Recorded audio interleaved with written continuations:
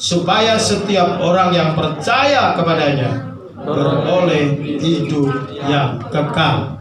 Saudara lihat di dalam juga pasal 12, saudara keep di situ, pasal yang ke-12 ayat 31.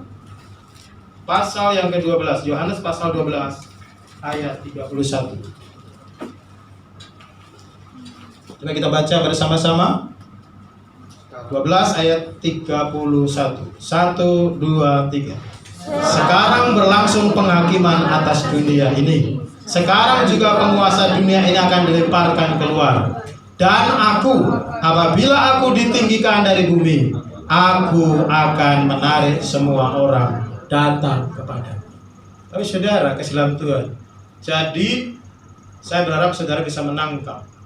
Jadi yang dimaksud salib, yang dimaksud ular pada saat itu ditinggalkan adalah simbol daripada peninggian Yesus, yaitu disalibkan. Kematian Yesus di kayu salib untuk menawarkan kematian, racun yang mematikan itu adalah hanya dengan memandang kepada Yesus. Ya? Memandang kepada Yesus. Katakan memandang kepada Yesus. Katakan memandang kepada Yesus. Saudara, dunia ini akan selamat kalau dunia ini bertobat percaya kepada Yesus.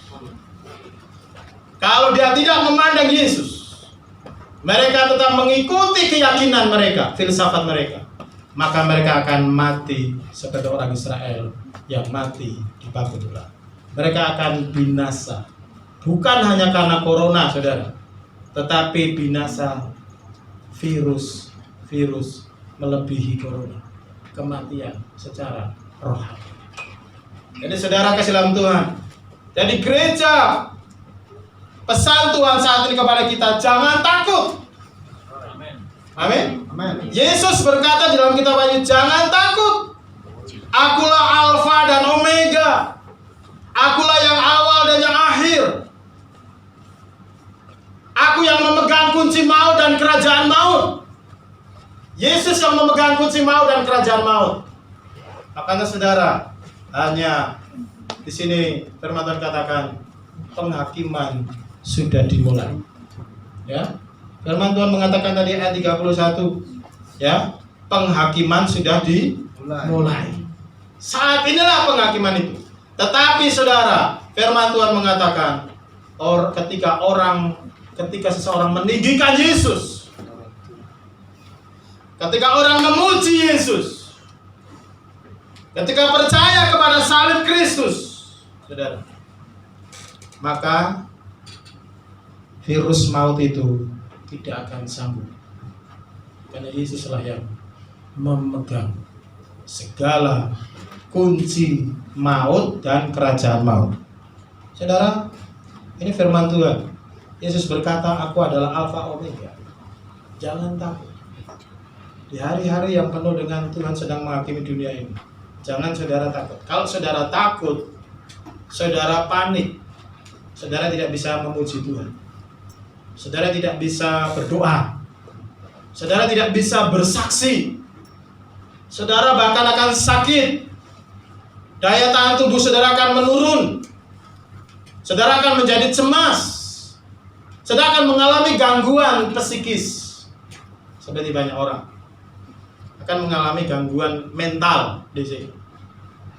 Dan saat ini sedang dikondisikan. Saudara, negara punya tanggung jawab untuk menyelamatkan nyawa. Dan banyak orang saat ini saudara, mereka sedang cemas. Dan bahkan ada orang yang bisa yang tadinya sehat pun jadi sakit karena takut. Karena firman Tuhan mengatakan, jangan takut. Aku adalah Alfa dan Omega. Pandang kepada Yesus. Jadi pesan Tuhan yang sangat penting yang kedua adalah seperti yang terjadi pada zaman Musa. Pandang kepada Yesus. Apa artinya pandang kepada Yesus?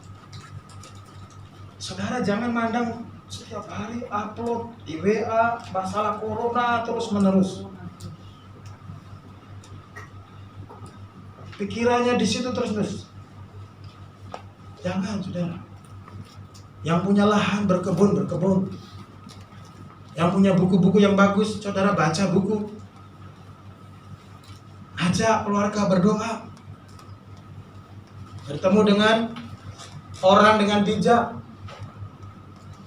dengan orang asing, self distance, tetapi juga tidak mengurung dan murung. Lakukan apa yang baik, apa yang positif. Jangan apa-apa takut panik. Nanti saudara masak, kompor sudah dinyalakan, baru dilihat kembali 4 jam berikutnya sudah gosong. Karena takut. Jangan terus kemudian juga di kamar terus-menerus ngunci. Takut corona lah. Di kamar terus. Tapi juga jangan bertemu dengan orang asing. Saudara tahu ya orang asing? Kalau ini bukan orang asing, tetapi komunitas di luar sini itu orang asing. Berhikmat, tapi jangan takut. Amin. Tuhan menjaga saudara. Amin. Kalau saudara mengalami banyak sekali takut, apa penyebabnya?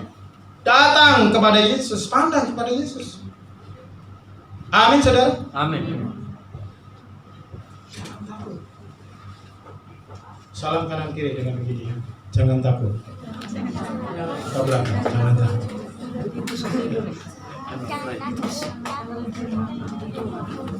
Amin. Kita tidak boleh takut. Amin. Kita berpikir yang baik. Tetap dekat sama Tuhan. Amin. Terbang seperti Raja Wali. Coba ngomong kepada diri sendiri. Saya bukan murid. Saya Raja Wali. Amin. Saya bukan burung gereja. Saya Raja Wali. Saudara, burung gereja, burung cinta itu ada lagunya. Saudara, kita Raja Wali. Raja itu terbang, ada badai. Tetap doa. Kemudian yang terakhir saudara, tetap setia melayani Tuhan dengan sukacita. Katakan tetap setia melayani Tuhan dengan sukacita. Mari baca saudara ayat yang terakhir ya. 1 Korintus 15. 1 Korintus 15 ayat 58. Ya, kita baca bersama-sama ayat 57 dan 58 ya. 1 2 3.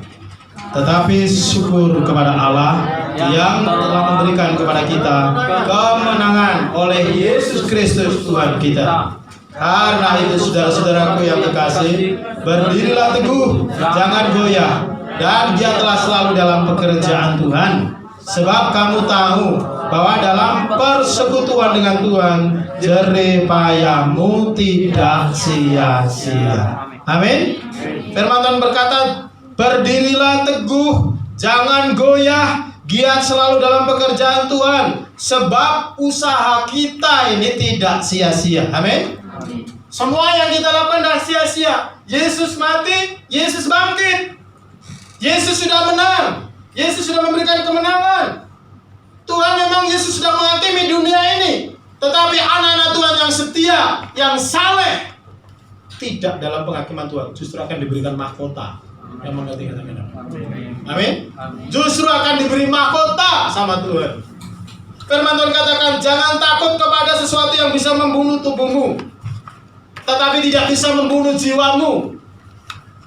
Saudara, sekarang mati secara fisik. Mati secara fisik. Tapi orang yang mati kena kanker lebih banyak, saudara. Kena gula lebih banyak.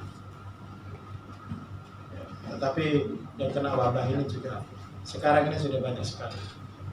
Saudara salam Tuhan, tetap setia melayani Tuhan. Amin. Tetap melayani Tuhan dengan sukacita. Apa artinya melayani Tuhan? Melayani Tuhan itu artinya beribadah di gereja, melakukan firman Tuhan di rumah, di pekerjaan, di sekolah, taat kepada Tuhan, punya ibadah pribadi, punya doa pribadi, punya doa keluarga. Semua kita lakukan Tuhan. Bahkan kita juga memberitakan kabar baik. memberitakan firman Tuhan kepada dunia yang tanpa pengharapan. Saudara, pengharapan itu hanya ada dalam Yesus. Yang mengerti katakan amin. Hidup ini tidak sia-sia. Perjuangan kita, firman Tuhan katakan, jerih lelah kita tidak sia-sia. Yang percaya katakan amin. Ada masa depan. Yang mengerti katakan amin. Ada hari esok. Yang mengerti katakan amin. Dunia tidak bisa memberitakan firman Tuhan seperti karena dunia tidak percaya. Dunia berkata, tidak ada hari esok. Mati besok, mati hari ini, selesai. Saudara, itu orang dunia. Tapi kita anak-anak Tuhan, ada masa depan. Yang mengerti katakan amin. Tuhan menciptakan bumi, langit yang baru, dunia yang baru. Tuhan memberikan tempat di mana tidak ada lagi air mata. Tidak ada lagi sakit penyakit. Tidak ada lagi pain, kesakitan tidak ada. Tidak ada yang namanya cemas, tidak ada lagi. Khawatir, tidak ada lagi. Tapi saudara, itu adalah yang Tuhan Yesus janjikan kepada anak-anak yang setia melayani Tuhan sampai pada akhirnya. Amin, saudara. Amin. Makanya saya meminta kita semua, anak-anak muda, tetap setia kepada Yesus. Tetap semua melayani Tuhan dengan sukacita. Amin, saudara. Amin. Karena ada upah, ada pengharapan di dalam Tuhan Yesus. Saya percaya di tengah-tengah situasi saat ini kita semua lebih daripada pemenang. Kiranya Tuhan Yesus memberkati kita. Salam kanan kiri katakan, Tuhan memberi kemenangan kepada kita. Tetap setia melayani Tuhan dengan sukacita. Haleluya. Puji nama Tuhan. Mari semua bangkit berdiri. Saudara, kita semua bangkit berdiri. Saudara, kita akan berdoa nanti untuk berhenti penyebaran virus ini. Kita minta ya bersama orang percaya di seluruh dunia. Kita berdoa untuk bangsa kita. Kita berdoa untuk bangsa-bangsa supaya bertobat. Jadi ada dua, saudara, apa doa yang sangat penting. Tetapi saya ingatkan kembali,